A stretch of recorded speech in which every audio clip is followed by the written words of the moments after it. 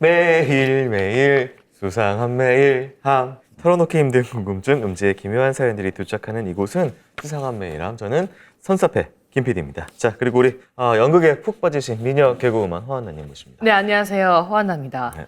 배우 허한나입니다. 박정자식으로. 허한나입니다. 연극을 좀 그래도 어쨌든 이번 갈매기 통해서 좀 꾸준하게 하고 계신 거잖아요. 네. 어때요? 근데 보통 이렇게 좀 잘 되고 그러면 막 다른 연극에서 우리 좀 해줄 수 없겠니? 캐스팅. 캐스팅이 막 되더라고요, 다른 친구들은. 그렇죠. 근데 저는 감감무소식입니다. 아무도 뭐 네. 그런 얘기가 없네요. 단가가 높은 줄 알고 그런 거 아니야? 아, 그래요? 네. 단가 전혀 없습니다. 네. 네. 그리고 민원 파일럿님, 네, 대상 프로파일. 저는 뭐 어쨌든 이번 또 이사를 가서 네. 형동을 빼게 됐어요. 또 빼셨어요? 우리 또 거기 사무실은 빼고 어. 친구가 사는 구로에 여기 스튜디오가 있습니다. 네. 네, 제가 늘 바랬던 데일리 방송. 잘 됐네요. 데일리. 그러니까 뭐 근데 뭐 다들 그래요. 네가 해겠어? 매일 데일리 아침에? 야, 술 처먹고 해겠어? 막 그런 비웃음. 오히려 그걸 더 뚫고, 그렇지. 근데. 나 그래서 나 막 그런 모욕감을 느끼고 난 꼭 한다. 내가 꼭 무조건 한다. 그리고 다음 컷 이제 드라마면 아유 죄송합니다. 늦어서 죄송합니다. 우리 오늘 들어가기 전에요. 이슈 토크 당신이라면? 오늘도 매일함 열어보기 전에 이슈 살펴볼 건데요. 이거 지금 요새 이런 게 너무 많아져가지고 좀 문제가 되고 있어요. SNS 또 릴스 뭐 이런 것들을 통해서 조롱이거나 위험한 그런 어떤 밈들이 좀 돌고 있는데 그 중에서 또 최근에 이슈가 되고 있는 게 학생들 특히 중심의 어떤 그 대학교 커뮤니티나 이런 것들을 통해서 흔한 전전의 안전귀가 서비스 전기전자공학부입니다. 네, 그러면서 어두운 골목에서 여학생이 앞에 있는데 뒤에 따라가면 놀라서 빨리 걸어가잖아.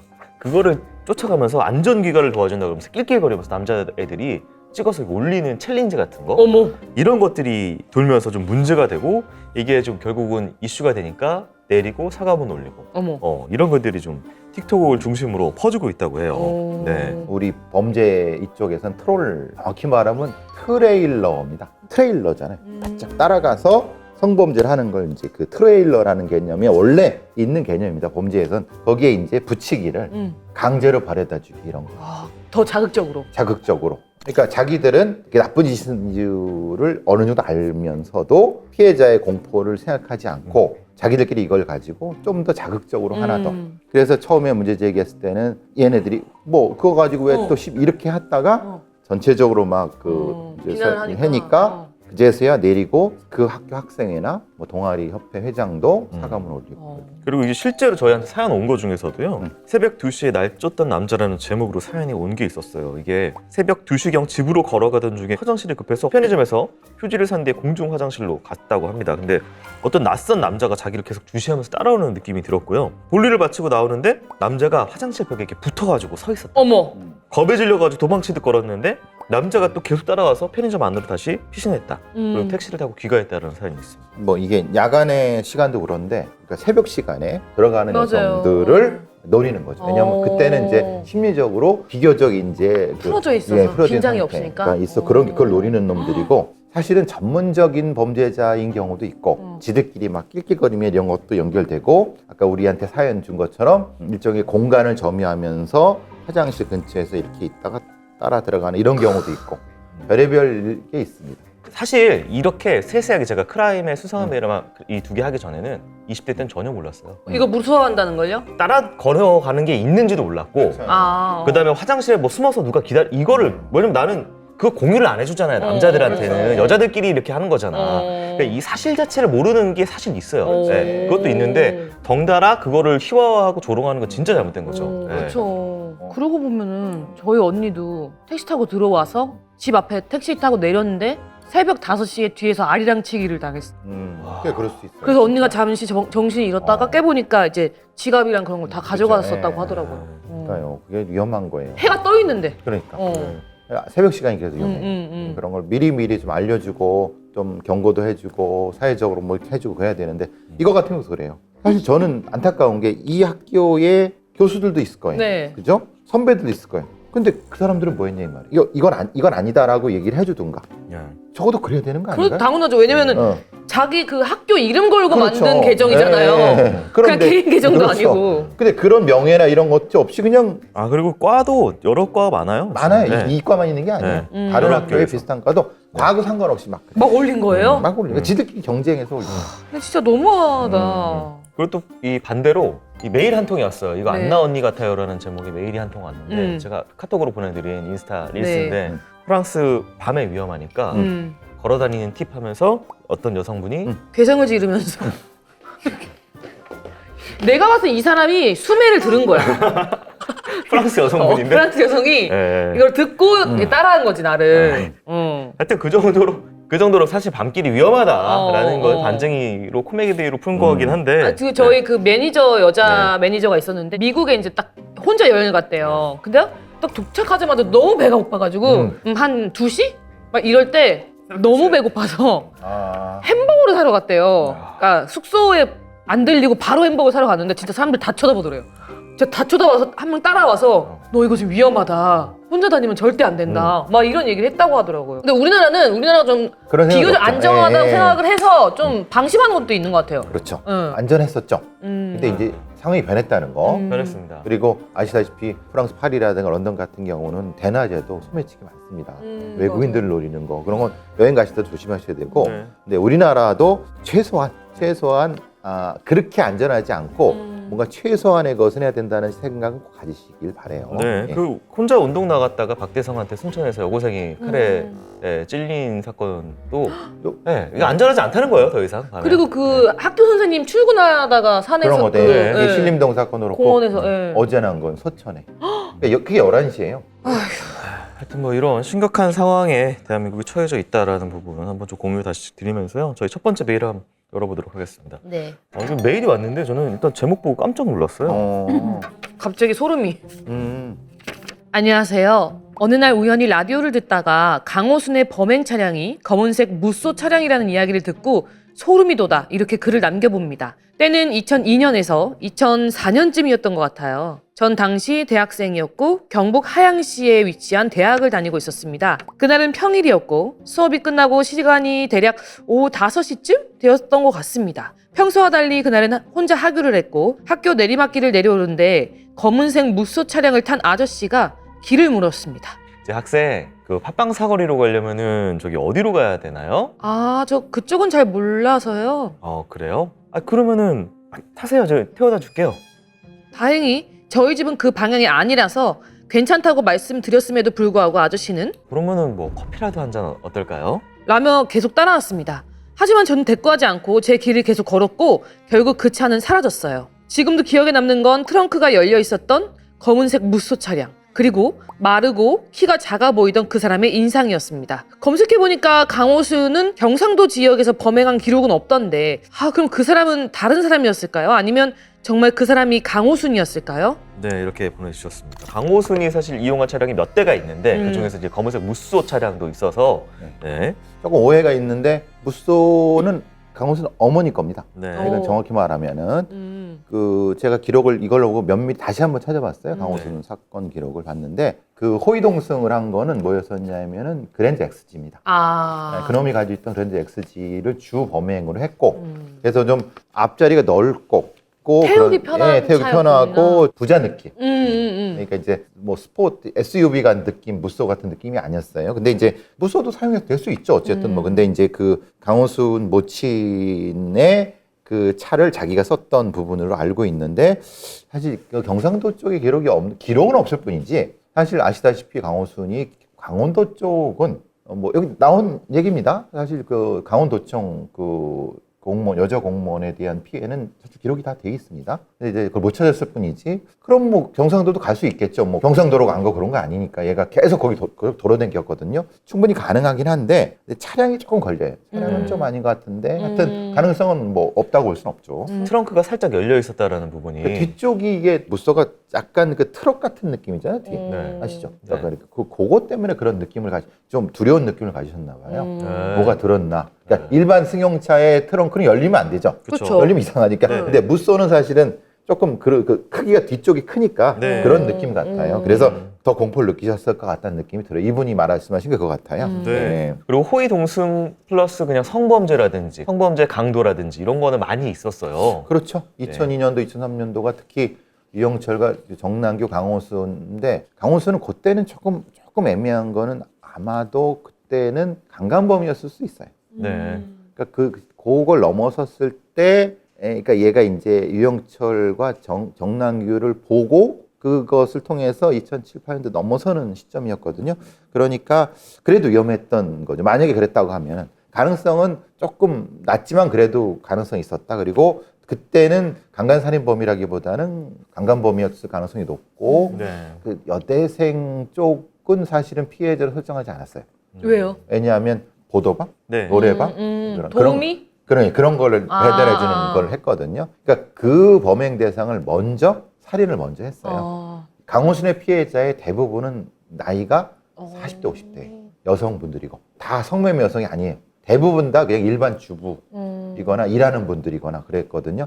여대생은 한 명 정도 있었는데 마지막에 그래서 조금 걸리긴 해요. 이분이 말씀하신 건 그것보다는 아마 강호선이었어도 초기에는 그냥 거기까지 각성이 안 된 일종의 성범죄 정도였을 가능성이 있다라는 생각. 네, 근데 시기적으로는 강호순 범행이 이제 2006년부터 하기 전인 네, 2004년이니까 아니었을 가능성이 높다. 가능성은 좀 높지만 그리고 차도 그렇고 네. 그런데 그렇다 하더라도 네. 이런 종류의 그 성범죄자들은 꽤 많았던 네. 시기입니다. 사실은 그때쯤에 네. 왜냐하면 그때쯤은 그런 성범죄자에 대한 대응을 경찰에서 하지 않았을 때거든요. 네. 이런 일이 터지고 유영철이나 강호순 터지고 나서 뭐 집중적으로 뭘 한다고 한 거지. 어쨌든 이게 다행입니다. 이분이 이렇게 한 것이. 그리고 함부로 차 타면 안 돼요. 맞아요. 저건 뭐 당연히. 뭐 지금은 알려져서 네. 이제는 이런 거 타시는 여성분들이 없는 걸로 네. 알고 있긴 한데 예전에 저 과거에는? 다리 부러졌을 때 네. 부러진 채로 이제 이렇게 여름에 목발 짚고 영화 보러 가고 있었는데 한 4명 정도 차 탄 젊은 남자애들이 영화 보러 가시냐고 저 좀 많이 걸어야 되니까 자기들이 태워주겠다는 거 하는 거예요.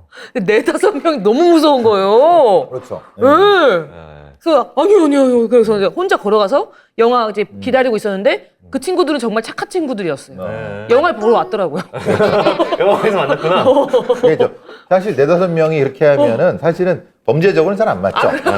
왜냐하면 공포를 느낄 텐데 네, 만약에 한둘이면 몰라도 하나면 몰라도 착한데 자기 얼굴을 안 본 거죠. 그러니까 도와주고 싶은 거지. 그렇지 다리가 부러졌으니까. 그러네. 알겠습니다. 하여튼 뭐 이런 게 조심을 여전히 해야 되는 상황이니까요. 네. 네. 조심하시길 바라고 두 번째 메일 한번 살펴보도록 하겠습니다. 해외 사연들이 종종 들어오네요. 놀러 가면은 저희 다 케어해 주시는 거예요? 땅이 넓은데 아니 미사리가 안 되냐고 지금. 우리를 버리지 않는 게 다행이지. 안녕하세요. 저는 미국에 살고 있는 40대 주부입니다. 항상 듣기만 하다가 세 분 의견이 궁금해서 이렇게 수상한 메일함에 사연을 보내봅니다. 몇 달 전에 이사를 하게 되었고 친하게 지내는 언니를 집으로 초대했습니다. 그런데 집에 들어오자마자 그 언니는 어우, 집이 좀 어둡다. 어두워서 그런가 집이 좀 어우 춥다. 아니 근데 보니까 방 구조가 불편하네. 그치? 꼭 아파트 새로 사서 이러면 이런 인간들이 있어요. 배 아파서. 아유. 아우 물이 잠깐만 수압이 안 좋다. 수압이 안 네. 괜찮겠어? 이런 남양이 아닌데 이런 이야기를 쭉 하더라고요. 볕이 안 든다. 나가 언니. 사실 그 언니는 아직 본인 집 없이 월세로 살고 있고 이거 봐. 저는 예전보다 더 큰 집으로 이사 온 터라 대신 미안한 마음도 있었고 아니 왜 미안해? 돈 벌어가지고 왔는데? 그래서 그냥 맞장구 치면서 별로지 그렇지 저거 별로야 하면서 대화를 이어갔습니다. 하지만 그 언니는 집으로 돌아간 후엔 미안했는지 너희 집 넓고 좋더라. 하면서 뒤늦은 칭찬을 했습니다. 포장했네 포장. 그러던 중 며칠 전 그 언니와 또 다른 언니와 함께 밥을 먹고 저희 집에서 차 한잔 하러 가게 됐습니다. 그런데 집에 들어서자마자 그 언니가 저를 보고 보들이 너는 차 준비해. 내가 언니 너네 집 구경시켜줄게. 그렇게 다른 언니에게 저희 집 보여준다면서 여기저기를 안내하기 시작했습니다.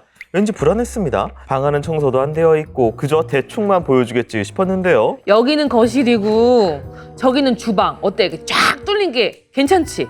응? 그리고 자 봐봐 여기는 언니 거기 짜잔 안방이야. 결국 안방 문까지 열더니 안방 화장실까지 들어가서 여기 화장실이야 화장실. 이거 물 잘 내려가지?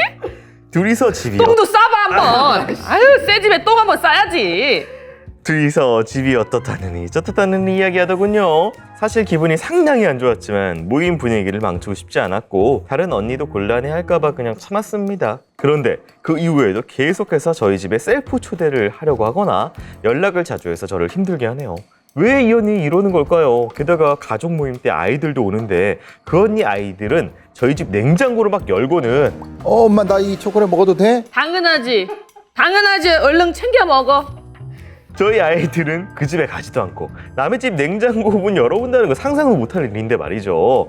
제가 사는 곳이 미국 시골이고 주변에 한국 사람이 많지 않아 한국 친구가 참 귀합니다. 그런데 이런 상황이라면 이 언니 제가 멀리해야 하는 걸까요? 아니면 제가 너무 예민하게 받아들이는 걸까요? 세 분의 조언 부탁드립니다.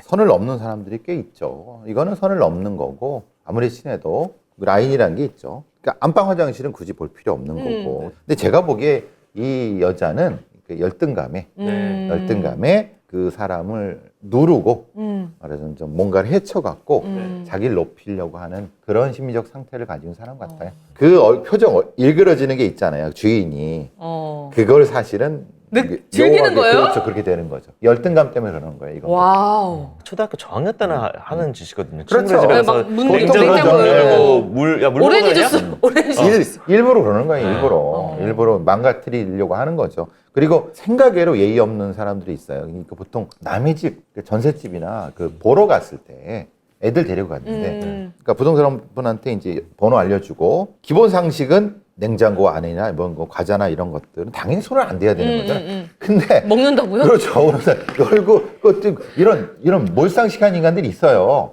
아니 애들도 그래. 엄마가 얼마나 그런 모습들을 많이 보였으면 당연히 괜찮다고 생각. 예. 그죠? 배워가지고 그거를. 이게 나이대라고 좀 하긴 좀 그러긴 하지만 이제 나이 많으신 이제 할머니나 할아버지들 자라온 세대의 분위기라 문화 때문에 조금 이렇게 선을 프라이버시가 좀 그렇죠. 느슨한 게 있긴 한데 어르신들은 그럴 수 있죠. 이분이 40대면은 그럴 나이가 아니거든요. 그러니까 이게 마치 그냥 약탈자 같은 느낌이죠. 해집어 넣는 거구나. 그래, 이분이 다른 집에서 똑같이 그랬을 것 같다는 생각이 들어요. 다른 집에서도. 어디까지 아세요? 안 나는 친한 친구네 집에서 어디까지 좀 느슨하게 친한 친구네 집은 누워있죠. 그렇죠. 네, 누워있고. 누워있거나, 아니면 예전에 나래 선배 집 같은 경우에는 번호를 알아요. 그렇죠. 그럼 번호 그냥 누르고 들어가고. 뭐 그런 거? 번호를 알려줄 정도면 네. 그 정도 다 익숙해도 되는 거예요. 안에서 이건 아니잖아요. 그렇죠. 맞아요. 그것도, 아니, 예. 번호, 문은 따고 들어갔지만 나올 때는 다 정리하고 그렇죠. 나와요. 예. 그러니까 네. 그걸 아니까 서로 이해되는 부분이 있는 거니까. 근데 이 경우는 그게 이해되기 아니잖아요. 근데 이게 미국 분들, 특히 해외에 한국 친구가 생기신 분들의 많은 공통적인 고민이에요. 귀한데. 그렇죠. 이거 가지고 내가 선전해야 되냐 말아야 되냐. 그러니까 한국 말하는 것 자체도 귀하대요. 그렇죠. 네. 이거 말을 하고 싶대, 한국말을. 뉴질랜드에 제가 아는 분도 그런 거예요. 차를 타고 30분을 가야 한국 산을 만나는 거예요. 네? 그렇죠. 너무 넓으니까. 네. 그런데 이제 그런 사람이 좋은 사람들이 있으면 모르는데 그 중에도 이상한 애가 네. 있는 거예요. 그치. 문제는 이런 사람은 제가 늘 말씀드리면 사람은 고쳐 못 씁니다. 이게 선을 넘기 시작하면은 그 다음에는 진짜 갈등이 되고 감당을 못 해요.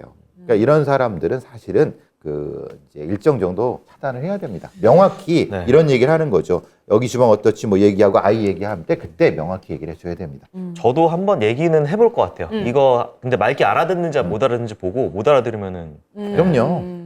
근데 못 알아들으실 것 같은데. 못 알아듣죠. 아니, 당연히. 못 알아듣거나 남한테 야, 걔 좀 그렇더라. 그렇죠. 또 그런 또 얘기를 욕할 하고. 거 네. 깎아내려야 되니까. 그런 건 명확하게 치면 되죠. 그렇죠. 네. 그냥 그런 인간인 거예요. 네. 근데 이게 그러니까. 약간 자기가 좀 자격지심도 있고 그렇죠. 네. 그렇게 되는 거죠. 자기애적 성향이 있는 건가요? 열등감이죠. 그것을 극복하기 위해서 어. 남을 뭉개는 거죠.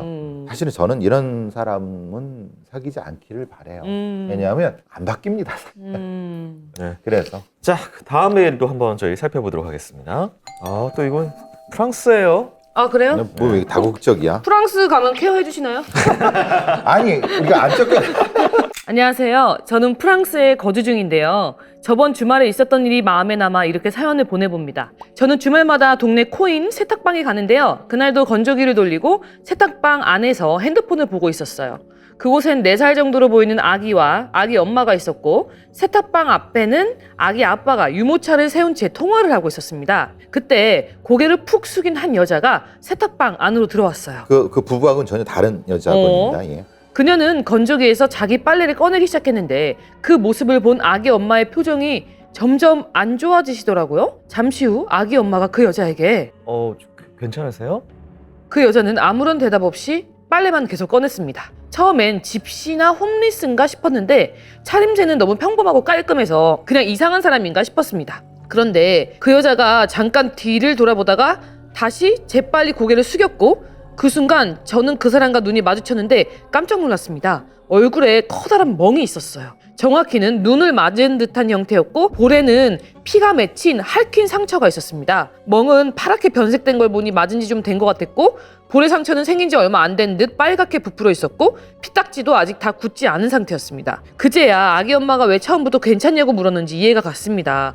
상처들이 너무 선명했고요. 그 모습이 범죄 프로그램에서 본 피해자들의 사진과 너무 닮아 있었습니다. 사고로 생긴 상처 같지 않았고 무엇보다 그 여성의 표정이나 몸짓이 지나치게 위축되어 있었습니다. 아기 엄마는 그녀를 따라가며 다시 한번 괜찮냐고 물었고 저도 괜찮으시냐 물어봤지만 그분은 고개를 숙인 채 조용히 나가버렸습니다. 그 모습을 보고 있던 밖에 아기 아빠가 마담 하며 뒤따라갔지만 그 여성은 결국 뛰어서 도망쳐 버렸습니다. 제가 궁금한 건 저와 아기 엄마가 과민하게 반응한 건 아니었을까요? 정말 가정폭력이나 어떤 폭력 상황을 겪고 있는 피해자가 맞았을까요? 폭력에 지속적으로 노출되면 도움을 구하기 어렵다는 말도 들었는데 그렇다면 이런 상황에서 우리가 도와줄 방법은 없을까요? 네.